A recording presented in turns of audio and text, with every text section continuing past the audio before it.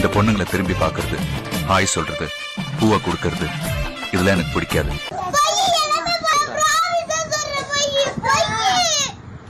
காமலீலா வினோதம், காதல் கவிதா விலாசம், படித்து படித்து எடுக்க எடுக்க